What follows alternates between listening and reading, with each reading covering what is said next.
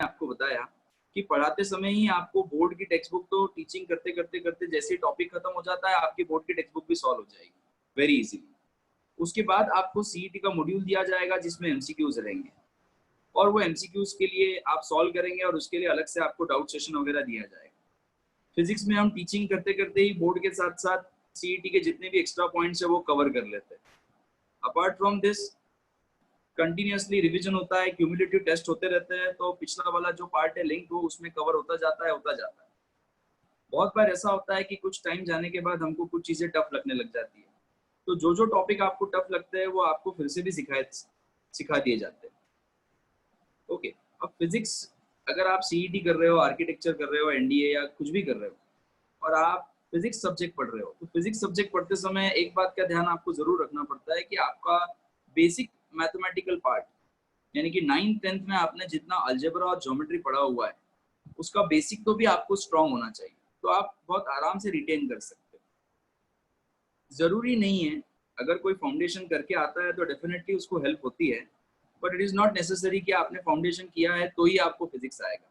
बहुत इजीली भी आपको फिजिक्स आ सकता है, बट आपको बस खुद से एक प्रॉमिस करना है कि दिया हुआ काम जो दिया जाता है आपको रेगुलर क्लास पढ़ते समय कि आज ये आपको इतना सॉल्व करना है, इतना करना है, वो आप जेन्युइनली सॉल्व करते हो और डाउट पूछते हो तो प्रिपरेशन आपका काफी अच्छे से हो जाएगा। ओके, तो सीईटी से रिलेटेड मैंने आपको बताया कि हम स्टेट बोर्ड की टेक्स्ट बुक पूरी करवा देते हैं, फिजिक्स का बोर्ड का और सीईटी का बुकलेट हम अपनी तरफ से प्रोवाइड करते हैं, जिसको सॉल्व करने से आपके काफी सारे वैरायटी ऑफ क्वेश्चन आपके सॉल्व हो जाते हैं। अपार्ट फ्रॉम दिस बीच में आपको प्रैक्टिस के लिए क्वेश्चन दिए जाता है, जैसे दिवाली हॉलीडेज शुरू हो जाते हैं तब प्रैक्टिस के लिए काफी क्वेश्चन दिए जाते हैं, जितने टॉपिक सॉल्व हो गए उसका रिवीजन क्यूमुलेटिव टेस्ट के थ्रू भी आपका रिवीजन हो जाता है। Okay, now when it comes to NEET में ऑलरेडी विकास सर ने जैसा आपको बताया कि एनसीईआरटी इज द बाइबल, तो नीट में टीचिंग का जो सीक्वेंस होता है फिजिक्स का हमारा वो एज पर नीट का जो टेक्स्ट बुक है, एनसीईआरटी का टेक्स्ट बुक है, उसी के अकॉर्डिंग होता है। Right from chapter number 1 of 11th standard to last chapter 12th का जो रहेगा वही सीक्वेंस हम स्ट्रिक्टली फॉलो करते हैं, कंटेंट भी वही फॉलो हुआ होगा। बस इतना है कि फिजिक्स जो है इट्स अ डाइवर्सिफाइड सब्जेक्ट, सिर्फ एनसीईआरटी सॉल्व कर आप नीट क्वालिफाई नहीं कर सकते, क्योंकि फिजिक्स में क्वेश्चन ज्यादातर रिपीट भी नहीं होते हैं और कोई भी एक क्वेश्चन दूसरे क्वेश्चन से लिंक नहीं रहता, टाइप अलग रहता है बहुत। बस फिजिक्स में कॉन्सेप्ट क्लियर करना बहुत जरूरी होता है। ओके, और उसके लिए पूरी हेल्प आपको मिलेगी हमारे साइड से। Okay, apart from this NEET के लिए हम लोग एनसीईआरटी जैसे मैं पढ़ाना शुरू करता हूँ वैसे वैसे मैं पेज नंबर क्वेश्चन नंबर आपको होमवर्क देता रहूंगा, आप अकॉर्डिंगली करते जाओगे तो जैसे टॉपिक एंड होता है ऑटोमेटिक आपका एनसीईआरटी का एक्सरसाइज भी एंड हो जाता है। इसके अलावा कॉन्सेप्ट क्लियर करने के एंगल से एचसी वर्मा नाम की बुक का नाम आपने सुना होगा, आपको एचसी वर्मा जो बुक है उसके भी क्वेश्चंस मैं बीच बीच में होमवर्क देता रहूंगा। ऑब्वियसली नीट के लिए एचसी वर्मा के सारे क्वेश्चंस तो काम नहीं आते हैं, बट नीट के एंगल से जो जो क्वेश्चंस काम के हैं वो सारे मैं आपको टॉपिक पढ़ाते टाइम होमवर्क में देता रहूंगा। तो हम लोग इन स्टेप से काम करते हैं कि जैसी क्लासरूम टीचिंग खत्म होता है, क्लासरूम टीचिंग के बाद आपको डेली प्रैक्टिस पेपर मिलता है। डेली प्रैक्टिस पेपर ये नाम के लिए डेली प्रैक्टिस पेपर है एक्चुअली, जब जैसे ही कोई बिट खत्म होता है उस बिट के कॉन्सेप्ट क्लियर करने के एंगल से इजी से लेकर थोड़े टफ लेवल तक के क्वेश्चंस 10-15 क्वेश्चन का सेट आपको देते हैं। उस ये मैं आपको डीबीपी का नाम मतलब समझा रहा हूँ, वो आपको मिलेगा। आप जैसे ही उसको सॉल्व करते हैं वो बिट थ्योरी पार्ट आप रेफर करते हो, रेफर करने के बाद उसको सॉल्व करते हैं और आपको क्वेश्चंस अगर आते हैं या नहीं आते तो डाउट वगैरह क्लियर कर ये पूरा आपका कॉन्सेप्ट जो है बिट वाला क्लियर हो जाता है। और ऐसे बिट बाय बिट हम कॉन्सेप्ट क्लियर करते जाते हैं। एट द एंड जैसे टॉपिक खत्म हो जाता है आपको स्टडी मटेरियल दिया जाएगा जिसमें 200-300 एमसीक्यूज रहेंगे, डिपेंड करता है कि चैप्टर कितना बड़ा है, कुछ चैप्टर बड़े होते हैं कुछ चैप्टर छोटे होते हैं, तो क्वेश्चंस भी वैरी करते रहते हैं। फिर आपको वो अपने बलबूते पे ट्राई करना है और वो पर्टिकुलर टेस्ट का वो चैप्टर का जब टेस्ट होने वाला होता है उसके पहले उसके हफ्ता भर पहले वीक में 2-3 बार डाउट सेशन लग जाते हैं मेरे या बाकी टीचर्स के, फिजिक्स के जो डिपार्टमेंट के टीचर्स है वो आप उससे रिलेटेड आपको जो भी डाउट्स रहेंगे आपके क्लियर करके देते हैं। और कुछ फिर से सीखना रहा तो वो भी सिखा के दे दिया जाता है। फिर से सिखाने वाला पार्ट हार्डली 10-15 मिनट का रहा तो सिखा दिया जाता है। पूरा का पूरा टॉपिक सिखाने अगर बोलते हो तो मुश्किल होता है। Okay, to be very frank, आपको डे 1 से ही मेहनत करना पड़ता है। तो ये प्रिपरेशन हुआ नीट से रिलेटेड। नीट में 45 क्वेश्चंस आते हैं, एक क्वेश्चन को 1 मिनट लगता है। ओके, वो लेवल अचीव करने के लिए डेफिनेटली फॉर्मूलेज वगैरह के लिए काफी आपको ये करना पड़ता है। बट ऐसा नहीं है कि फिजिक्स के फॉर्मूलेज का ऐसा नहीं होता है कि आप एक फॉर्मूले को 5 बार लिखोगे और लर्न कर लोगे, 6 बार लिखोगे, ऐसा नहीं होता है। You don't have to learn this, आपको लर्न कुछ नहीं करना है। To be very frank, physics में अगर आप कुछ चीज लर्न करने जाओगे जबरदस्ती, तो एग्जाम के टाइम पर आप डेफिनेटली उसको भूल जाओगे। आप उस फॉर्मूले से रिलेटेड इतने क्वेश्चन करो कि आपको वो फॉर्मूला बाय हार्ट हो जाए। ओके, आपके जहन में बैठ जाना चाहिए वो फॉर्मूला, सो दैट आपको क्लिक हुआ, आपने लिख दिया, ऐसा। ओके, अब बात करते हैं फिजिक्स का जो जेई, आईआईटी जेई मेंस और इसका जो प्रिपरेशन होता है वो कैसे होता है। तो देखिए, जो स्टूडेंट डीएफसी में जेई एडवांस करते हैं, उनसे हम लोग 3 रेफरेंस बुक सॉल्व करवा के लेते हैं और स्टडी मटेरियल और डीपीपीस बीच में ड्यूरेशन से दिया जाता है। 3 रेफरेंस बुक में से एक रेफरेंस बुक होता है एनसीईआरटी, जो हम 100% सॉल्व करते हैं, जिससे मेंस का प्रिपरेशन स्ट्रांग होता है। दूसरा बुक होता है एचसी वर्मा, वो भी 100% सॉल्व किया जाता है, इसमें से कोई क्वेश्चन छूटता नहीं है, एक भी नहीं। जैसे नीट में कुछ क्वेश्चन छोड़ने पड़ते हैं, बट जो स्टूडेंट मेंस के लिए, एडवांस के लिए प्रिपेयर कर रहे हैं, उनको एचसी वर्मा 100% कंपलसरी पूरा सॉल्व करवा दिया जाता है। क्योंकि जितने भी बुक्स है ना, ये सारे बुक, फिर आप आशीष अरोरा बोलो या डीसी पांडे का बुक बोलो, जितने भी दूसरे बुक्स होते हैं, इनमें सब जो एमसीक्यूज है ना, वो एनसीईआरटी और एचसी वर्मा के ही एग्जांपल्स को, एक्सरसाइज के क्वेश्चंस को लेकर बनाए जाते हैं। तो एक बार आप अगर वो बुक ही सॉल्व कर लेते हो, तो आपके काफी सारे प्रॉब्लम्स जो है, आपके जो डाउट्स है, 100% जो डाउट्स आपके रहेंगे, उसमें से बचेंगे 10-20% ही बचते हैं। ये एनसीईआरटी और एचसी वर्मा और स्टडी मटेरियल को सॉल्व करने से आपका मेंस तक का प्रिपरेशन बहुत अच्छा हो जाता है और आप एडवांस को जस्ट टच करते हो। एचसी वर्मा करने से एडवांस क्लियर हो जाता है, ऐसा बिल्कुल भी नहीं है। एचसी वर्मा करने से आप सिर्फ मेंस के क्वेश्चन कर सकते हैं। आप पिछले 10 साल के पेपर देख लीजिए, आपको 70% जो क्वेश्चंस हैं वो एनसीईआरटी के ही क्वेश्चंस को मॉडिफाई करके 4 ऑप्शन लगा के देते हैं, या एचसी वर्मा के क्वेश्चन को 4 ऑप्शन लगा के दे दिया जाता है। अब बात करते हैं जो एडवांस के लिए प्रिपेयर करते हैं। If you are preparing for advance के लिए आपको मटेरियल दिया जाता है हमारी तरफ से। उसके अलावा आईई इरोडो नाम की एक बुक होती है। आईई इरोडो नाम की जो बुक है, दैट इज एडवांस के लिए होती है, और उसी से सारे क्वेश्चन जेई एडवांस के 50-60% उसी बुक में से आते हैं और बाकी मॉडिफाई करके आते हैं दूसरे बुक्स में से।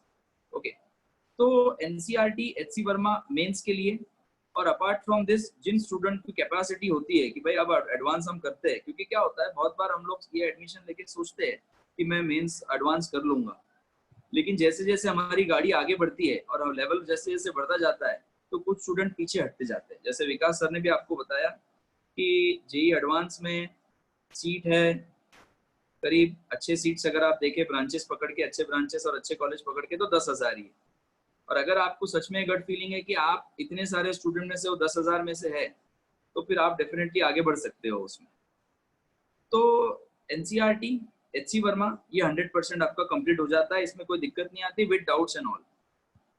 आईई इरोडो, ये बुक का भी गाइडलाइन दिया जाता है कि कब आपको कौन से पेज नंबर पर कौन सा क्वेश्चन सॉल्व करना है, ये आपको बता दिया जाएगा।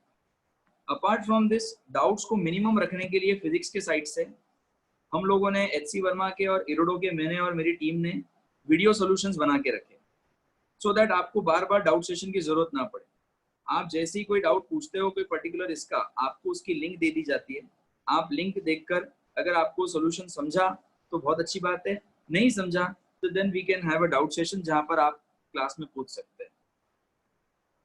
तो ये 3 रेफरेंस बुक के अलावा आपको मेंस और एडवांस लेवल का रेफरेंस मटेरियल मिलता है, स्टडी मटेरियल मिलता है हमारे साइड से, और प्रैक्टिस पेपर्स मिलते जाते हैं, डेली प्रैक्टिस पेपर्स। फिर से डेली प्रैक्टिस पेपर का मतलब ये नहीं है कि आपको रोज एक पेपर मिलेगा, आपको वीक में 2-3 जैसा भी आपको बिट सिखाया जाएगा, वो बिट वाइज हम प्रिपरेशन करवाते हैं। अपार्ट फ्रॉम दिस, जो स्टूडेंट नीट यानी कि मेडिकल एंट्रेंस के लिए और जेई मेंस और एडवांस के लिए प्रिपेयर करते हैं, उनमें से बहुत सारे स्टूडेंट की ये भी इच्छा होती है कि हमने केवीपीवाई देना, और केवीपीवाई देने के ऑप्शन आपको 2 बार आते हैं 11th-12th के टाइम पे। एक बार 11th के टाइम पे जब आप देते हो, जैसे कि आप लोग जब केवीपीवाई का एग्जाम देंगे तो वो आने वाले नवंबर में रहेगा, साइंस डे के दिन। तो जिन लोगों की ये इच्छा होती है उनके लिए देखो, जो हम सीख रहे हैं टिल अक्टूबर तक, जो हम सीख रहे हैं 11वीं में, वो ऑलरेडी केवीपीवाई का ही सिलेबस है, समझ के चलिए। अपार्ट फ्रॉम दिस केवीपीवाई का कोई स्पेसिफिक सिलेबस होता नहीं है। बाय एक्सपीरियंस टीचर्स अपना अपना सिलेबस बनाते हैं, वैसे ही बाय एक्सपीरियंस मैंने मेरा भी केवीपीवाई का एक सिलेबस बनाया हुआ है कि अक्टूबर तक इतना पढ़ा और सपोर्टिव लेक्चर ये टॉपिक के अगर रहे तो केवीपीवाई कोई भी स्टूडेंट फिजिक्स के एंगल से क्वेश्चन सॉल्व कर सकता है, वैसा कंटेंट बना हुआ है। प्लस केवीपीवाई के टॉपिक और रेगुलर के टॉपिक सेम होते हैं, लेकिन जो टॉपिक एक्स्ट्रा है वो आपको फिर इवनिंग में खुद से रेफर करने पड़ेंगे, और उन टॉपिक के भी वीडियो लेक्चर्स हमारे बनाए हुए, सो दैट आपको लिंक, एक कंटेंट देकर एक लिंक का सेट दिया और आप वो लेक्चर देखते हो तो केवीपीवाई का जो प्रिपरेशन है वो भी आपका हो जाएगा। और जो केवीपीवाई प्रिपेयर कर रहे हैं उनके लिए हमारे साइड से जो भी हेल्प लगती है, practice paper, past year paper का डिस्कशन, वो भी हो जाता है। ओके, जितने भी एग्जाम्स मैंने अभी आपको बताया फिजिक्स में, फिर वो सीईटी है, एनडीए है, आर्किटेक्चर है, नीट है। So specially CET, NEET entrance exam, MCQs based exam की बात करता हूँ, सीईटी, नीट और मेंस, ये पढ़ाते पढ़ाते आपको हर चैप्टर के आर्काइव्स क्वेश्चन, यानी कि अब तक पिछले 20-30 सालों में जितने क्वेश्चंस इन एग्जाम्स में आ चुके हैं वो सारे क्वेश्चंस का भी डिस्कशन हम लोग क्लास में करवा के लेते हैं। ओके, एंड इस तरह से हम फिजिक्स का प्रिपरेशन करवाते हैं। अगर आपको कुछ और अपनी तरफ से कुछ पूछना है मुझे तो you can raise your hand और मैं अनम्यूट करके आपका क्वेश्चन सुन के आंसर भी कर सकता हूँ, if there is any doubt related to this, जितना पार्ट मैंने आपको बताया। ओके, कुछ पूछना है किसी को तो पूछ सकते हैं। हाँ, जय श्री। सर, मेरी डॉटर का नाम नंदिनी चिलवंत है। Okay, sorry madam. DFC class में है वो, उसे एस्ट्रोनॉट बनना है। तो 11th आपने अभी बताया कि 11th में भी केवीपीवाई है, 12th में भी है, फिर कैसे? 11th में भी केवीपीवाई है, 12th में भी केवीपीवाई है, और 12th पास होने के बाद भी केवीपीवाई दे सकते हैं जब आप बीएससी फर्स्ट ईयर में होते हैं मैम। ओके, बट इतना है कि 11th में जब आप केवीपीवाई देते हैं तो उसका बहुत प्लस पॉइंट होता है, क्योंकि पेपर का लेवल इजी होता है, क्योंकि वो लोग 10th के लेवल पर स्टूडेंट है ये सोच के बनाते हैं। बट ये तीनों एग्जाम देना जरूरी है क्या? नहीं नहीं नहीं नहीं, इनमें से कोई भी एक आप क्वालिफाई कर लेते हैं मैम और अच्छा रैंक आ जाता है तो उसको सीट मिल जाती है, और 12th पास होने के बाद डायरेक्ट केवीपीवाई हो जा सकती है। कभी 11th में वो नहीं दे पाई या उसका नहीं हुआ तो 12th में दे सकती है फिर से नवंबर में। कभी 12th में उसका नहीं हुआ और बहुत जेन्युइनली उसको करना ही है तो फिर 11th में बीएससी वगैरह लेकर फर्स्ट ईयर में जब वो रहेगी तब भी वो दे सकती है और बाद में वहां पर एमएससी कर सकती है या कंटिन्यू कर सकती है आगे। Okay okay, thank you sir. Okay, हाँ अपर्णिता। हेलो। हाँ सर, थोड़ा सा ऐसा था कि we are planning for IIT. Okay, simultaneously actual science. Okay, sorry sir, आपने कौन सा साइंस बोला? We are planning IIT.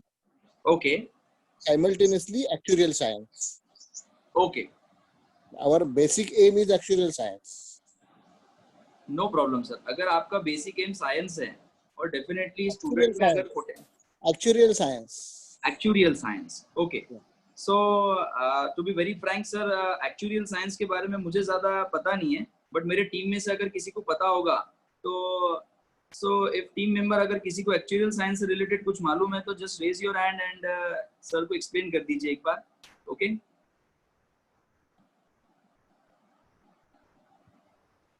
नहीं सर, एक्चुअली एक्चुअल साइंस के बारे में हम लोगों को इतना डिटेल में नहीं मालूम है, टू बी वेरी फ्रैंक।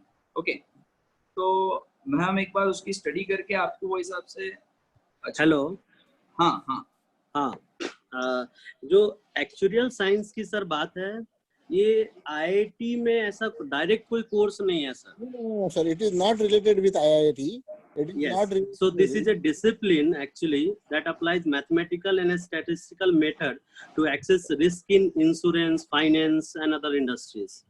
तो इसके लिए what I will suggest, जैसा कि यहाँ पे मैथमेटिक्स एंड स्टैटिस्टिकल बैकग्राउंड चाहिए होती है, तो आप अगर स्टूडेंट काफी अच्छा है, लाइक बैकग्राउंड लाइक 10 तक काफी अच्छा नॉलेज है मैथ्स में, तो आप कहीं भी IIT से आप BSc इन मैथमेटिक्स कर सकते हो, या तो स्टैटिस्टिक्स भी कर सकते हो आप। जैसे आपको एक एग्जांपल देता है, IIT खड़गपुर में स्टैटिस्टिक्स काफी ऊपर मिलती है आपको, अगर आपका रैंक अराउंड 1000 है तो ही मिल पाए। तो वहां से अगर स्टैटिस्टिक्स में लेते हैं, फिर आगे इसमें अपना कैरियर परस्यू कर सकते हैं।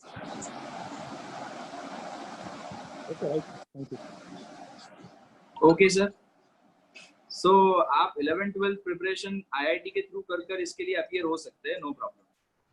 Right sir, thank you. Okay okay, so I hope अब किसी को और कुछ डाउट नहीं है और कुछ पूछना नहीं है, ठीक है। So I will hand over it to Prem sir, thank you very much.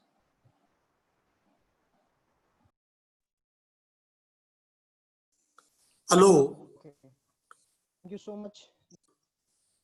हाँ सर, हाँ सर, आप बोलिए प्रेम सर, आप बोलिए।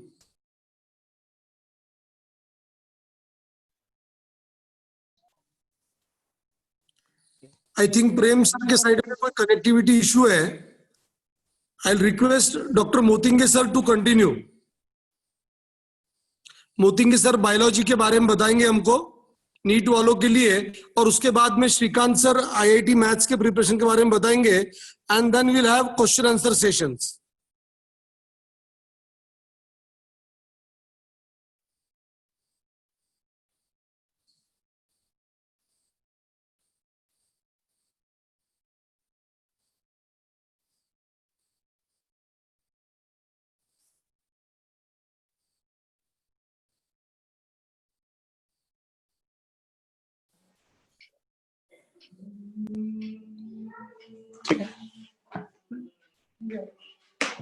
Good morning. I hope you are listening me. Yes sir. Okay sir. Good morning to everybody. मित्रों चले about the biology students. मित्रों बहुत सारी information physics chemistry biology sorry maths physics chemistry teacher बहुत सारी इंफॉर्मेशन आपको दे चुके हैं, तो I did not repeat the same. Besides कुछ अलग बात हम आपके साथ करना चाहते हैं मित्रों, कि पेरेंट भी सुन रहे हैं, बच्चे भी सुन रहे हैं। अभी 12th का जो लेक्चर ले रहा था आजकल, डिलिबरेटली एक टॉपिक को मैंने चुना था हेल्थ एंड डिसीज पर। बहुत ही बेहतरीन टॉपिक है और इस पर मैंने हमेशा एम्फसाइज किया था बच्चों को 12th के कि how your regularity is very important classes. Parent को मैं हमेशा रिक्वेस्ट करता रहा, पुराने स्टूडेंट्स के भी, कि 2 साल तक बच्चों के हेल्थ पर बिल्कुल फोकस करें, बहुत ध्यान दीजिए, उसका पूरा प्रोग्राम 24 घंटे का बना लीजिए और उसको एग्जीक्यूट कीजिए। उसका डाइट कैसा हो, 8 घंटे उसको रेस्ट मिलनी चाहिए, मॉर्निंग में कैसे उठना चाहिए, और इसका अगर हेल्थ अच्छी है तो ही बच्चा क्लास के अंदर बहुत ही रेगुलर रहेगा, फ्रेश रहेगा, उसका मूड अच्छा रहेगा। ये बात हर साल बच्चों को मैं हमेशा बताता हूँ, specially I am talking about the girls. हमेशा I observe that many time girls observe anaemic. ऐसे गर्ल्स तीसरे चौथे लेक्चर में उसको सूख जाते, थकान महसूस करते हैं। तो ये बात सबसे इंपॉर्टेंट मैं मानता हूँ। 2 साल तक पेरेंट्स मेरी रिक्वेस्ट रहेगी कि बच्चों पे ध्यान दें, उनकी रेस्ट 8 घंटे उसको रेस्ट मिले, मॉर्निंग में कितना उठना चाहिए, थोड़ा एक्सरसाइज योगा जो भी आपको अच्छा लगे वो जरूर करें, ताकि बच्चा फिट रहे। फिजिकल फिटनेस है तो मेंटल फिटनेस जरूर काम करेगी। ये मुझे रिक्वेस्ट सबको है। पेरेंट्स आप सुनते हो तो अब इस पॉइंट को छोड़कर भी आगे हम बात करते हैं। चलो हम बात करेंगे अबाउट 2 साल का जो प्रोग्राम चल रहा है 11th 12th। मित्रों 11th और 12th के सिलेबस में करीब करीब जो भी अबाउट टोटल चैप्टर जो होते हैं 11th और 12th के मिलाकर, वो करीब करीब 35 टॉपिक्स वहां होते हैं। 600 पेज का पूरा सिलेबस है। तो यहाँ ये ना समझे कि 11th है तो थोड़ा सा इग्नोर करेंगे, नहीं। One thing is very clear, I must mention कि 11th का सिलेबस NCERT का हो या CET का हो, it is laid down very nicely, मतलब in a very simple language. Problem start होता है 12th के सिलेबस में, problem even for teachers also. तो जो लैंग्वेज जो ले डाउन की है, जो कंपोज किया गया था, हर पेज का जो मटेरियल है, हर चैप्टर का जो लाइन टू लाइन जो इंफॉर्मेशन दे चुके हैं वो rather in manner of complicated language. कहा मेन पॉइंट खत्म हो जाता है और सेकंड पॉइंट शुरू हो जाता है, बच्चों को समझना मुश्किल हो जाता है। It is the duty of biology teacher, ये मेरा काम है कि मैं हमेशा फिर भी जब मैं लिख देता हूं तो हर पॉइंट, हर इंफॉर्मेशन के नए पॉइंट के फॉर्म में उसको लिखना चाहिए। हमेशा मैं समझाता बच्चों को, बच्चे भी they are also following me, no doubt. कारण ये है कि 12th में खासकर जो 22 चैप्टर है, वेरी कॉम्प्लिकेटेड सिलेबस हो, थोड़ा सा एक एडवांस सिलेबस वहां इंट्रोड्यूस हो चुका है। 11th में प्रॉब्लम इतना नहीं आता, कारण कि 11th सिलेबस का आधार जो है स्कूल लेवल का, स्कूल लेवल में वो पूरा कहीं ना कहीं हो चुका है, no doubt in small form. थोड़ा डिटेल्स आते हैं 11th में, बट 12th में some of the chapters are there, they are learning first time in their life. इसलिए 12th के सिलेबस जब पढ़ते हैं बच्चे तो तब बहुत ही रेगुलरिटी होना अवश्य होता है। दैट एवरी डे उनका अटेंडेंस वेरी इंपॉर्टेंट। और मैंने इसीलिए कहा कि रेगुलरिटी इसलिए जरूरी होती है। कुछ कारणवश बच्चे अब्सेंट रहते हैं या कुछ गंभीर कारण या तबीयत के कारण जब अब्सेंट रहते स्टूडेंट, तो parents are again requested to send the student या एडवाइज द स्टूडेंट कि शर्माए या नहीं। तो या ये ना समझे कि अब मैं कैसे पूछूं सर को, ऐसा नहीं होता। DFC the only centre in Marathwada region जहां बच्चों को और टीचर्स को और पेरेंट्स को डायरेक्ट कंसल्टेशन की सुविधा है। हमारे ऑफिस में हमेशा टीचर्स बैठे रहते हैं। जब आप कॉल करते हो या अपॉइंटमेंट लेते हो टीचर्स का, तो teacher already available there in your services. याद रहे, बच्चों को शर्माने की आवश्यकता है, पेरेंट्स को भी। जो अपने बात जब बाद में हम डायरेक्ट आमने सामने होंगे, जब ये ऑनलाइन बंद होकर क्लासरूम क्लास टीचर शुरू हो जाएगा, तो उसका इफेक्ट और ज्यादा आएगा, नो डाउट। हम अब बात कर रहे थे कि सिलेबस वाइज हम बात कर रहे थे। MCQs के बाद देखिए कि आपने कि 90 MCQs होते बायोलॉजी में सो फार।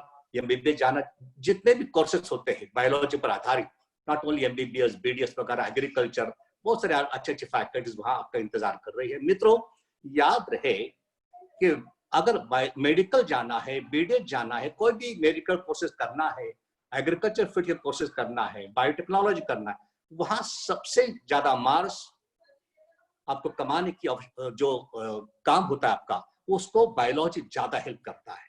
Biology the boost of your performance marks wise. 360 marks 90 MCQs होते हैं, उसमें से हो सकता है 50-50 कंसिडर करोगे तो 45 MCQs from 11th syllabus, 45 MCQs from 12th syllabus. ये भी पक्का नहीं होता, इट इज वेरिएबल हो सकता है। इसलिए मैं हमेशा कहता कि भले 11th का सिलेबस थोड़ा इजियर है, तो you can not ignore, even line to line आपको पढ़ना पड़ता है। 12th में तो एवरी लाइन, जहां भी मैंने बच्चों को आदत डाल दी है, वेरेवर कुछ ऐसा कैची स्टेटमेंट आ जाता है, कैची कोई वर्ड्स आता है, टर्म्स आते हैं, तो always advise the student to underline it. कारण अंडरलाइन करते हो तो उस पर ही आता है MCQs। MCQs किस पर आता है, उसका एक आधार मैंने कई बार बच्चों को समझाया भी है क्लास के अंदर। बिसाइड्स कि हेल्थ के बारे में हमने कहा, और एक सो फार MCQs कंसर्न थोड़ा डिफिकल्ट टाइप ऑफ MCQs बच्चों को जो लगता है, that is about the select the correct and incorrect statement. यही पूरे 90 MCQs में जो भी MCQs पूछे जाते हैं, इसका आधार जब होगा कौन सा, सिलेक्ट करेक्ट इनकरेक्ट स्टेटमेंट। तो स्टेटमेंट में करीब 4-5 टाइप के, कभी कभी 2-2, 3-3 अलग अलग टाइप की इंफॉर्मेशन दी जाते हैं, तो वो वहां बच्चों पर बहुत ही ध्यान देना पड़ता है। तो स्टूडेंट वो थरोली जिन्होंने पूरे क्लासेस अटेंड किए हैं, पूरे लाइन टू लाइन गंभीरता से पढ़ा है, तो उन बच्चों को ये प्रॉब्लम बिल्कुल नहीं आनी चाहिए, मुझे कहता हूं। तो उस ऐसे जो फॉर्म है, ऐसा जो फॉर्मेट होता है, वहां बच्चों को बहुत ध्यान देना पड़ता है। मैं चाहूंगा हमेशा कि आपका टारगेट, आपका फोकस, आपका टारगेट होना चाहिए 300+ अगर आपका टारगेट होगा तो you can Aspire any kind of admissions. अगर फिजिक्स केमिस्ट्री में 50-60% अगर मार्क्स मिलते हैं आपके, मोर देन 100 एटलीस्ट, 110, 115, 120, और आपको मिलना चाहिए मार्क्स बायोलॉजी में 300+ मिनिमम। 310, 320 ऐसे मार्क्स मिलते हैं तो आपको देश के अंदर कई बड़े बड़े इंस्टीट्यूट, वेल नोन कॉलेजेस में आपका एडमिशन जरूर मिल सकता है। ठीक है, मुझे ये बातें कुछ बतानी थी, बाकी तो बातें ऑलरेडी डायरेक्टली बाय फिजिक्स या निखिल सर हो, विकास हो, चेतन सर, डायरेक्टली इनडायरेक्टली सब इंफॉर्मेशन आपको आप सुन चुके हो, उस पर मैं अभी रिपीट नहीं करूंगा। ये कुछ बातें आपके सामने रखना मुझे जरूरी समझा। मैं और भी कुछ बातें हैं, तो ऐसा नहीं कि आज ही सब बातें होंगी हमारे तरफ से।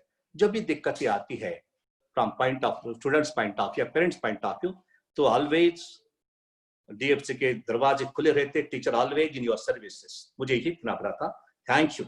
Good day. Pass on to Prince Sagar.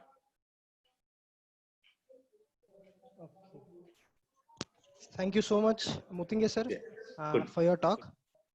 Thank you. Or I would like Kabra sir to come in and speak a few words on KVPY preparation, और उसके बाद हम question answers भी open up करेंगे.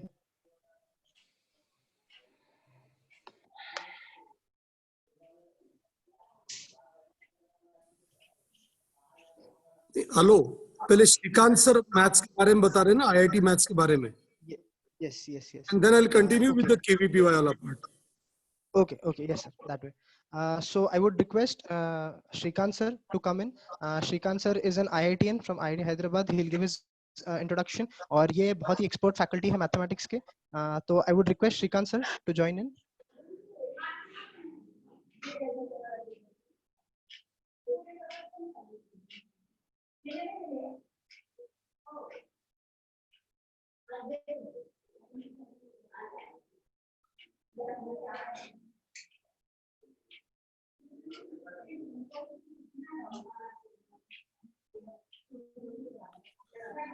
Hello friends. Good morning all of you.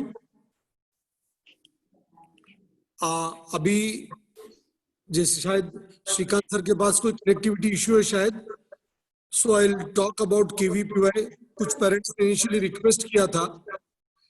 As far as KVPY is concerned, दो बातें मैं बताना चाहूंगा कि अगर आपका प्राइमरी गोल रिसर्च में जाने का है, राइट, प्लीज बात को ध्यान से सुनना. अगर आपका प्राइमरी गोल रिसर्च में करियर करने का अगर है, तो then you should plan it to crack in 11th standard itself. जैसे कि निखिल सर ने बताया आपको शुरू में, निखिल सर ने भी आपको बताया कि आप अगर KVPY करना चाहते हो तो 11th के अंदर 11th स्टैंडर्ड के अंदर आप KVPY की तैयारी कीजिए. उसमें आपको 4 सब्जेक्ट्स की पढ़ाई करना होगी, physics, chemistry, maths, biology. But ये चारों भी सब्जेक्ट्स में बहुत सारी चीजें 9th और 10th से जुड़ी हुई काम आ जाती है आपको. So that makes it easy, but still you have to work very hard and you have to work on all 4 subjects. इसका ये मतलब नहीं कि आपने कॉलेज में चारों सब्जेक्ट लेने चाहिए. आप PCM IIT करते हुए भी आप बायोलॉजी की पढ़ाई कर KVPY दे सकते हैं. आप PCB करते हुए भी मैथ्स की एडिशनल पढ़ाई करके KVPY दे सकते हैं 11th के अंदर. और 11th के अंदर ही जैसे कि अगर आपको डिजायर्ड रैंक आ जाता है कि जहां से आपको IISc बेंगलोर में एडमिशन मिले या कोई बहुत अच्छे आइसर में मिले, तो you did not give it again back in 12th. हाँ, लेकिन अगर 11th के अंदर किसी कारण से आपका रैंक वहां नहीं पहुंच पाता है अच्छी तरह से, तो then you can think of it taking it again in 12th standard. और जैसे कि कपूर सर ने आपको बताया कि आप BSc करते हुए भी KVPY देकर यू कैन थिंक ऑफ. सबसे बड़ी बात क्या है कि आज पूरे विश्व में, इंडिया के साथ साथ पूरे वर्ल्ड में रिसर्च सेगमेंट में बहुत बड़ा वैक्यूम है. So you can plan always for career in research through KVPY. KVPY की और एक ब्यूटी क्या है कि KVPY अच्छे से क्रैक करने पर आपको एडमिशन तो मिलता ही मिलता है. सेंट्रल गवर्नमेंट आपको साल की 80,000 रुपए की स्कॉलरशिप देती है, राइट. ये KVPY एक डायरेक्ट तरीका है रिसर्च में एंटर करने का, नंबर 1. नंबर 2, अगर किसी के मन में कोई कारण से डर बैठा हुआ है कॉम्पिटिटिव एग्जाम्स को लेकर, तो सेंट्रल गवर्नमेंट की और एक बहुत प्रेस्टिजियस स्कीम है जिसका नाम है इंस्पायर. अगर आप 12th बोर्ड में जिस रीजन से आप एग्जाम दे रहे हो, उस रीजन से अगर आप टॉप 1% में आते हो, टॉप 1% में आते हो, तो you are eligible to get in, you are eligible to get Inspire scholarship, and provided you take admission for BSc for any of the in one of the 17 subjects available for this scholarship. Right. 12th के अंदर आपके पास choice है, या तो आप PCM से दे या तो आप पीसीबी से दे। 12th में यू हैव अ चॉइस। तो this is all about KVPY. Short में हमने बताया आपको। यहाँ पर अगर किसी को इससे अलावा कुछ इंफॉर्मेशन चाहिए तो separately we can deal on that part, right. Prem sir? Yes sir. हाँ, you can continue with the question answer session, या फिर कनेक्टिविटी में अगर श्रीकांत सर ज्वाइन हो गए होंगे तो you can have his words, और else you can continue the question answer session. एक चैट बॉक्स में मेरे पास कुछ क्वेश्चन थे, पहले मैं उनको आपको दे दूं। चैट बॉक्स में मेरे पास एक क्वेश्चन आया था कि भाई हम लोगों के पास कोई डेमो वाला सिस्टम है क्या, और new batches.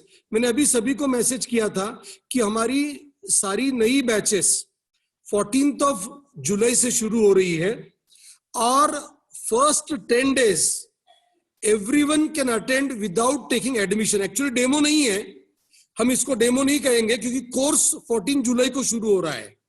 So you take it as a course. 10 दिन आप बिना फीस भरे, बिना एडमिशन लिए आप अटेंड कर सकते हैं, बट उसके आगे जैसा 14 से लेकर 23 तक या 24 तक आप अटेंड कर लीजिए।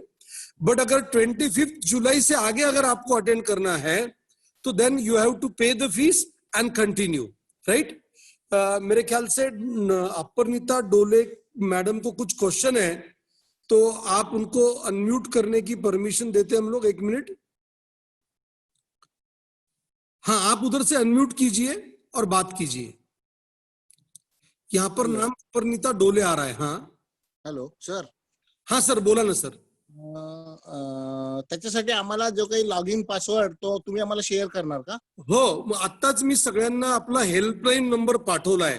सगळ्यांना एक रिक्वेस्ट, तो हेल्पलाईन नंबर आपल्या मोबाईल मध्ये सेव्ह करून घ्या, आणि तुमच्या फोनवरनं तुमच्या मुला मुलीचं नाव, आणि जर ब्रांच डिसाइडेड असेल मला IIT करायचंय, नीट करायचंय, तर ते आमच्या हेल्पलाईन नंबरला फक्त मेसेज करून टाका आता, तर आम्ही तुम्हाला ID आणि पासवर्ड 14 तारखेच्या बॅचेसला जे सुरू आहे, इनिशियली फॉर 1.5 month या बॅचेस इव्हिनिंग मध्ये असणार आहे, राईट। मे बी 4:30 to 8:30 तो टाइम टेबल, बॅचेसचं टायमिंग सगळं आपल्याला डिटेल्स आपल्या मोबाईल वरती येऊन जाईल डोळे sir. Right sir, thank you sir. मागच्या वेळेला आम्ही रिक्वेस्ट केली होती पण आलं नाही, म्हणून मी ह्या वेळेला प्रश्न केला। ऍक्च्युली म्हणून काय केलं, मी स्पेसिफिकली सांगितलं का एक मेसेज टाका। काय होतं, बऱ्याच लोकांनी रिक्वेस्ट केली, आम्ही कॉमनली पाठवलं। जर मेसेज आला ना तर तुम्हाला कन्फर्मेशनचा एक फोन कॉल सुद्धा येईल का बाबा आपल्याला मिळालं का। ओके, मागच्या वेळेला आम्ही इगरली वाट बघत होतो, आम्हाला वाटलं काही चेंज झालं म्हणून आम्ही आपलं hold. Sir, maybe there is a connectivity issue काही असेल, आम्ही आमच्याकडे सगळ्यांना पाठवायचा प्रयत्न केला होता, पण आता हा हेल्पलाईन नंबर सेव्ह करा। If at all communication gap आलं तर आपण आमच्या हेल्पलाईन नंबरला कॉल करून सुद्धा विचारू शकता, बोलू शकता, but don't miss it this chance, कारण ही शेवटची बॅच आहे जिथं वी आर कमिटेड। जे स्टुडंट्स 14 जुलैला आम्हाला जॉईन होतील त्यांचा 100% सिलेबस कंप्लीट करून देण्याची आमची कमिटमेंट आहे। पण आता जर मिस झाला चान्स तर नंतर मग जेवढा झाला तेवढा मिस होऊन जाईल, राईट। आणि ऑलरेडी आमच्याकडे satisfied 170 students and parents are already there in our 11th standard. काही लोक IIT करताय, काही नीट करताय, काही आर्किटेक्चर, NDA, इव्हन आमचे कॉमर्स आणि UPSC सुद्धा, UPSC 14 ला सुरू होत आहे, कॉमर्स 16 ला सुरू होत आहे।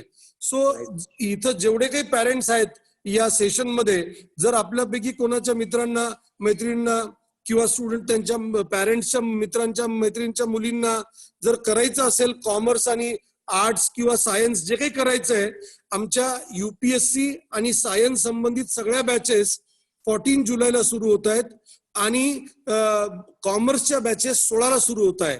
आणि सगळ्यांसाठी एकच कॉमन सूचना आहे, you just put a message on our helpline number, स्टुडंटचं नाव, पेरेंट्सचे कॉन्टॅक्ट नंबर आणि ब्रांच म्हणजे choice, I am interested in NEET, I am interested in IIT, I am interested in CET, or I am interested in architecture, एवढं पाठवा for new batch of 14 जुलै। आमच्याकडनं तुम्हाला एक कॉल येईल 100%, आमच्याकडनं तुम्हाला एक SMS येईल, ID पासवर्ड मिळेल। ओके, आणि झूम ऍप ज्याच्यावर आपण बोलतोय आज, त्या ऍप वरतीच हे क्लासेस सुरू होतील, ठीक आहे। Right sir, thank you. Okay, anyone, is there anyone who have any question regarding this?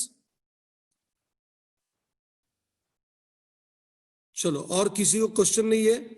Prem sir, Srikanth sir आ गए क्या मीटिंग में?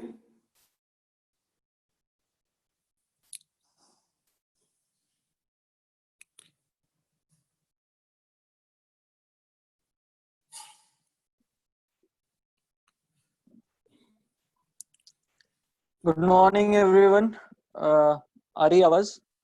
हाँ आ रही है आपकी, बोलिए प्रेम। श्रीकांत सर बोलिए आप। यस, स्टार्टिंग में जैसे कि चेतन सर ने मैथ्स के बारे में सीईटी आर्किटेक्चर के हिसाब से बताया, तो अभी मैं जेई मेंस और जेई एडवांस जिनका एम आईआईटी एनआईटीज में जाना है उनके लिए बात करता हूँ। पहले मेरा इंट्रोडक्शन दे देता हूँ थोड़ा सा। Srikanth Karwa, B Tech from IIT Hyderabad, mechanical engineering, all India rank 2303, experience 5 years। First 3 years मैंने रेजोनेंस में पढ़ाया, Kota, Nagpur, and then last 2 years से डीएफसी ज्वाइन किया हूँ, राइट। और मैथ्स में इंटरेस्ट था इसीलिए टीचिंग करियर परस्यू किया, राइट। तो चलिए मैथ्स की बात करते। तो अब यहाँ पर जितने भी स्टूडेंट्स हैं, कुछ लोग ऐसे होंगे जिनको मैथ्स बहुत अच्छा लगता है एंड कुछ लोग ऐसे होंगे जिनको मैथ्स नाम से मतलब डर लगता है ना, कि 10th तक का जितना भी आपका अभी तक पढ़ाई हुआ है मैथ्स के एंगल से, अलजेब्रा, ज्योमेट्री, जो भी आपने पढ़ा है, ज्योमेट्री सुनते ही कुछ लोगों को डर लगता होगा, कुछ को अलजेब्रा से डर लगता होगा, राइट। बट सीरियसली कि अगर अपन 2 साल अगर मैथ्स को अपन अच्छे तरीके से पढ़े, एक वेल डिफाइंड डिसिप्लिन वे में पढ़े, राइट, तो मुझे नहीं लगता मैथ्स एक डिफिकल्ट सब्जेक्ट है, बहुत आसान सब्जेक्ट है। जेई मेंस, जेई एडवांस हो या प्री आरएमओ हो, राइट, या फिर केवीपीवाई हो, तो मैथ्स का जो लेवल रहेगा एंड जैसा उसका एग्जाम का पैटर्न रहेगा वो मैं बता देता हूँ, ठीक है। चलिए, तो सबसे पहले आपको क्या करना है वो मैं बताता हूँ मैथ्स के एंगल्स, राइट। तो डीएफसी में आप जैसे ही आओगे आपको जेई एडवांस के लिए अलग से मॉड्यूल मिलेगा और जेई मेंस जिनका एम है उनको अलग से मॉड्यूल मिलेगा, और वो जो मॉड्यूल होगा कुछ एक्सरसाइजेस में डिवाइडेड होगा, राइट, कि भाई एक्सरसाइज 1, एक्सरसाइज 2, एक्सरसाइज 3, इस तरीके से। एक्सरसाइज 1 एकदम बेसिक से स्टार्ट होगा, एक्सरसाइज 2 थोड़ा एडवांस लेवल का, एंड एक एक्सरसाइज होगा जहां प्रीवियस ईयर्स के 10-15 साल के क्वेश्चंस होंगे, राइट। तो जो चीजें आपको करनी है 2 साल में वो मैं आपको बता देता हूँ। तो ये जो परसिस्टेंस, पेशेंस, डेडिकेशन, राइट, ये जो वर्ड्स है ये एकदम हार्ट अटैक वाले देने वाले वर्ड्स जो है, इनको मतलब आप ऐसा समझो कि बस एक ही चीज आपको करनी है 2 साल में, हार्ड वर्क, ठीक है। एक ही चीज है, हार्ड वर्क। मैंने ऐसे, मेरे कई दोस्त थे जो 10th में मान लो 65% स्कोर था उनका, राइट, बट फिर भी ऑल इंडिया रैंक 360, राइट। ऐसा भी मेरा एक दोस्त है जिसका 98% स्कोर था बट ऑल इंडिया रैंक मतलब बहुत नीचे था, राइट। तो ये सब डिपेंड करता है आपका 11th-12th के मेहनत के ऊपर, राइट। भले ही आपका 10th तक फाउंडेशन हुआ हो ना हुआ हो, या आपके जो भी मतलब स्कोर्स है ना, अबो 90, 95 नहीं जा रहे हो, बट स्टिल 2 साल अगर आप अच्छे से एफर्ट्स लेते हो तो मुझे नहीं लगता कोई भी एंट्रेंस एग्जाम जो है आप क्लियर नहीं कर सकते, राइट। उसके लिए बस कंसिस्टेंसी चाहिए, सिंसियर एफर्ट्स चाहिए, सीरियस वर्ड नहीं यूज कर रहा हूँ, सिंसियर एफर्ट्स चाहिए कि भाई मेरा एम है, मुझे अचीव करना है, उसके लिए मुझे खुद से कमिटमेंट करना है एंड वो पूरा करना है। वो 2 साल में बहुत आसानी से क्लियर हो जाता है कोई भी एंट्रेंस एग्जाम। बस आपको 5 चीजें करनी है जो मैं अभी बता रहा हूँ। फर्स्ट, नंबर 1 इज क्लास में आपको अटेंटिव रहना है, क्लास कंसंट्रेशन वेरी इंपॉर्टेंट, ठीक है। जितना पढ़ाया जा रहा है अच्छे से सुनना है, अच्छे से नोट्स में उसको कन्वर्ट करना है, आप जो भी नोट्स लिखोगे, राइट।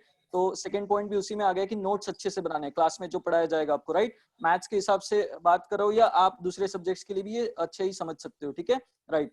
जब आप नोट्स बना लोगे अच्छे से तो दूसरी चीज आएगी, क्लास के डाउट क्लास में खत्म करने हैं आपको, राइट। क्लास के डाउट्स क्लास में खत्म करना है। At the end of the lecture जब आप क्लास के बाहर निकल रहे हो, ऐसा नहीं दिमाग में होना चाहिए कि यार मुझे आज ये नहीं समझा, ऐसा दिमाग में होना चाहिए आज मुझे सब समझा। तो ऐसा आपका एटीट्यूड होना चाहिए, डाउट्स पूछने में डरना नहीं है, ये नहीं सोचना कि बाजू वाला क्या सोचेगा, राइट। तो ये सेकंड चीज हो गई। थर्ड चीज क्या है कि भाई होमवर्क, जो भी आपको होमवर्क दिया जाएगा मॉड्यूल फॉर्म में या डीपीपीज यानी कि डेली प्रैक्टिस पेपर्स फॉर्म में 10-10 क्वेश्चन क्यूमुलेटिव वे में दिए जाएंगे, तो उनको आपको अच्छे से सॉल्व करना है टाइम लगा के, राइट। क्योंकि टाइम स्पेसिफिक रहना है आपको कि 3 मिनट में एक क्वेश्चन मेरे से होता है या नहीं, आपको चेक करना है। डेली प्रैक्टिस पेपर मतलब क्या है, पेपर की तरह ही वो आपको ट्रीट करना है उसको, राइट। तो 1 घंटे में 30 क्वेश्चंस मान लो जब जेईई मेंस की बात करूं तो अब 25 क्वेश्चंस का पैटर्न हो चुका है, राइट? एक घंटे में आपको मैथ्स के 25 क्वेश्चंस करने हैं, प्लस एडवांस का पैटर्न चेंज होता रहता है, कभी 16 क्वेश्चन, कभी 18 क्वेश्चन, कभी 20 क्वेश्चन, लेवल उसके अकॉर्डिंग होता है, ठीक है, राइट? तो आपको प्रैक्टिस होमवर्क जब कर रहे हो तभी लगानी है, जब क्लास में क्वेश्चन दिया गया तभी उसको अटेम्प्ट करके आंसर देना है, राइट? देखो मेरे एक स्टूडेंट का एग्जांपल दे देता हूँ, उसका मतलब उसने रिपीट किया था 12th में, उसके मार्क्स थे मैथ्स में 13 या 15, ठीक है, and at the end of the year उसका स्कोर आया 86 आउट ऑफ 120, जब 30 क्वेश्चंस का पैटर्न था मेंस में, ठीक है, राइट? तो ये क्यों हुआ? अच्छा, जब वो पूरे एक साल जब रिपीट कर रहा था तो उसने जितनी बार भी आंसर दिया होगा 50% ऑफ टाइम वो गलत आंसर दे रहा था, राइट? बट स्टिल उसने वो एटीट्यूड रखा कि एक क्वेश्चन दे दिया, 3 मिनट के अंदर मुझे आंसर देना है, सबसे पहले मुझे आंसर देना है। तो ये एटीट्यूड जब होता है, राइट, मैथ्स और फिजिक्स के लिए बात करूंगा मैं, राइट, कि कैलकुलेशन फास्ट करके एक्यूरेसी के साथ आप जब आंसर देते हो, ठीक है, तो आपका भी कॉन्फिडेंस बढ़ता है, अगर सही आया तो, गलत आया तो आप सीखते हो, ठीक है, राइट? तो ये चीज एक क्लास के बारे में होगी।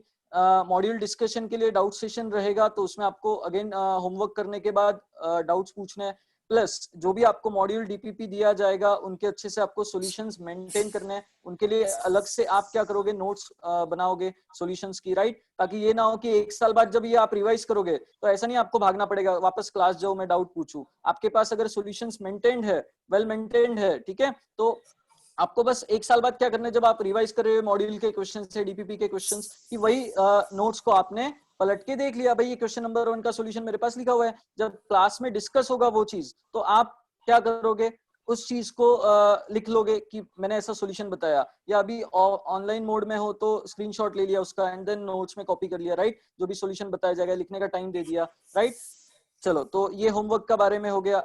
Next is revision, right? Mathematical form में अगर मैं आपको बताऊं तो आप अभी जब मीटिंग लीव करोगे, एक मैथमेटिकल मोटिवेशनल स्टेटमेंट है, वो मैं आपको बताता हूँ कि 1.01 रेज़ टू आप 365 करिए, ठीक है, देखिए आउटपुट कितना आता है, 37 पॉइंट समथिंग आ जाएगा, ठीक है। एंड एक कैलकुलेटर पे आप वैल्यू निकालिए 0.99 रेज़ टू 365, ठीक है, आपको डिफरेंस समझ में आ जाएगा कि 0.99 का जब आप पावर 365 से रेज करते हो तो आपका आंसर आता है 0.00424 ऐसा कुछ आता है, ठीक है, राइट। तो ये 365 मैंने क्यों लिया, और 1.01 और 0.99 क्या है, तो 1.01 इज व्हाट कि आपने पिछले दिन से 1% मान लो ज्यादा काम किया, ऐसा 365 डेज इन अ ईयर अगर आप ये पैटर्न पे चलते हो तो देखो आपका at the end of the year output कितना हो जाएगा, 37 टाइम्स, ठीक है। एंड वही अगर आपने 0.99 को 365 से रेज किया तो आप ऐसा सोचो कि 1% मैंने पिछले दिन से काम कम किया तो मेरा आउटपुट कहाँ जा रहा है, 0.00 समथिंग में जा रहा है, ठीक है, राइट। तो इसी से आप आइडिया लगा सकते हो कि आपको 2 साल सिंसियरली एफर्ट्स लेने हैं और पिछले दिन मैंने जितना काम किया उससे तो मुझे ज्यादा ही काम करना है, राइट। ये जब एटीट्यूड आपका 2 साल रहेगा, मुझे नहीं लगता कोई एग्जाम आपके लिए डिफिकल्ट है और ना ही मैथ्स डिफिकल्ट है, ठीक है, राइट। तो मैथ्स भी बहुत इंटरेस्टिंग सब्जेक्ट है, मॉड्यूल वगैरह जो भी आपको मिलेंगे अच्छे से सॉल्व करने रहेंगे, डाउट्स पूछने रहेंगे, क्लास में ध्यान से समझना पड़ेगा।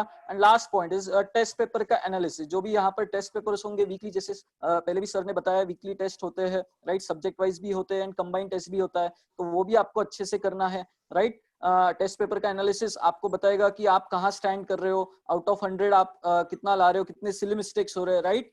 तो ऑन एन एवरेज अगर मैं बात करूं तो आईआईटी जेईई के एग्जाम में, एडवांस के एग्जाम में अगर मैं बात करूं तो 60% स्कोर मतलब आपका ऑल इंडिया रैंक 2500 के रेंज में रहेगा। 60% स्कोर यानी कि 2000 ऑल इंडिया लेवल पे आपका रैंक रहेगा, ठीक है, राइट। एंड मेंस की बात करूं तो मेंस में पेपर के डिफिकल्टी लेवल के हिसाब से अगेन ये सब डेटा चेंज होता रहता है, बट फिर भी 300 का अगर पेपर है मान लो तो 200 plus is good score, right. तो आपका जो भी एम है उस हिसाब से मैथ्स का प्रिपरेशन के लिए अलग अलग मटेरियल मिलेगा आपको, राइट। डाउट सेशंस रहेंगे, टेस्ट पेपर्स रहेंगे, ठीक है। केवीपीवाई के एंगल से अगर बात करूं तो स्पेशल डीपीपीज मिलेंगे आपको केवीपीवाई के हर सब्जेक्ट के लिए, right. And even pre RMO regional mathematics olympiad भी अगर आपका एम है तो उसके लिए भी प्रिपरेशन के लिए डीपीपीज वगैरह आपको दिए जाएंगे, ठीक है, जो भी आपका मैथ्स में इंटरेस्ट है उस हिसाब से, ठीक है, राइट। तो और क्या नहीं करना है ये सब बातें फिर और भी बहुत सारी चीजें हैं जो अपन बाद में भी डिस्कस करेंगे जब आप क्लासरूम प्रोग्राम में आ जाओगे एक बार, राइट। तो किसी को अगर कुछ पूछना है तो you can ask, right? Thank you. Prem sir. हाँ प्रेम sir.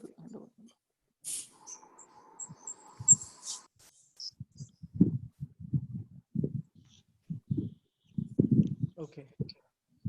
Thank you so much, Shrikant sir. I think जैसे कि अभी श्रीकांत सर ने भी आपको मैथ्स के रिलेटेड काफी सारा इंफॉर्मेशन दिया, प्रिपरेशन की स्ट्रैटेजीज भी बताई, ठीक है। I would like to take some questions. इतना सब जितना भी हमने अभी डिस्कशन किया, physics, chemistry, biology, mathematics, KVPY, इन सब डिस्कशन पे अगर किसी को कोई भी सवाल है तो आई वुड रिक्वेस्ट कि they can raise their hands. कई सारे स्टूडेंट्स ने अपने चैट बॉक्स में भी अपने क्वेश्चंस पूछे थे, कुछ क्वेश्चंस का रिप्लाई मैंने वहां पे किया। बट आपको इन पर्सन अगर इन टीचर्स से कुछ सवाल पूछने हैं या फिर और भी कोई इन्फॉर्मेशन चाहिए तो you can simply raise your hands and then you can raise your question.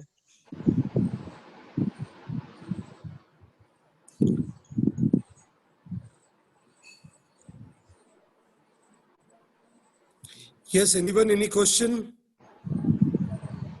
I think Prem sir सभी को उनके मन में के प्रश्नों के जवाब मिल गए कि पिछले ऑलमोस्ट 1.5 आवर के सेशन में, राइट?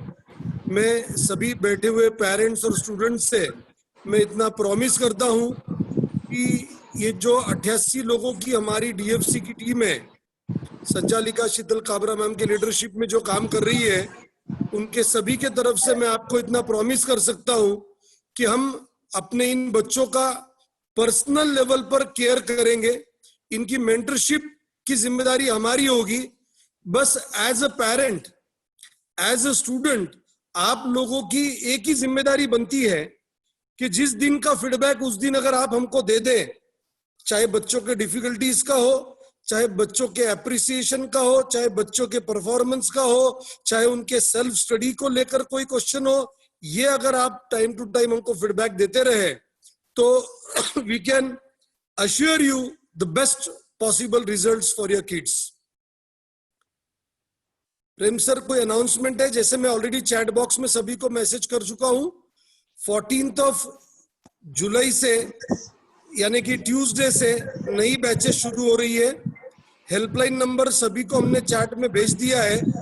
मीटिंग लीव करने के पहले, एंड करने के पहले आप चैट बॉक्स से वो हेल्पलाइन नंबर अपने कॉन्टैक्ट लिस्ट में मोबाइल में सेव कर ले कि मीटिंग एंड करने के बाद वो चैट वहां से गायब हो जाती है।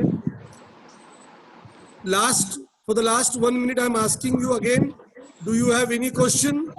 If not, we will also leave the meeting.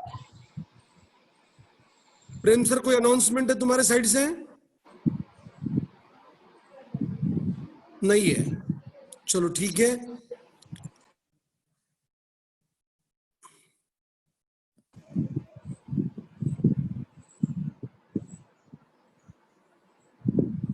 Thank you all, parents and students, for listening us with patience and for the trust you have shown in us. Thank you.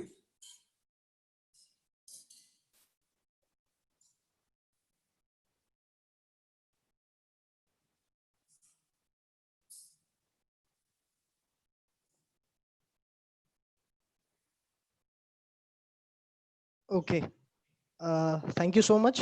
आप में से कुछ लोग अगर एनडीए या civil services के बारे में जानने के लिए इंटरेस्टेड रहेंगे तो हमारा इवनिंग में भी इसी तरह का एक पैनल डिस्कशन है 6 o'clock to 7 o'clock for UPSC NDA courses के लिए। एंड देन अगर आप में से कुछ लोग कॉमर्स कोर्सेज के लिए इंटरेस्टेड होंगे तो they can get a detail information about that, या आपके अगर कोई फ्रेंड्स होंगे जो कि कॉमर्स स्ट्रीम परस्यू करना चाहते हैं तो you can inform us about the session. It is at 4 o'clock, ठीक है? और लॉगिन आईडी पासवर्ड सेम रहेगा। Yes, login ID password same रहेगा। फिर भी आपको ज्वाइन करने में कोई भी परेशानी आती है आप डीएफसी हेल्पलाइन पे आपका मैसेज कर सकते हो। Thank you so much for being such a patient audience and I hope आप सबको आपके 10th के रिजल्ट्स के लिए ऑल द वेरी बेस्ट और आप आपके 11th के करियर्स की बहुत अच्छे से शुरुआत करेंगे ऐसी उम्मीद करते हैं। Thank you so much everyone from DFC family.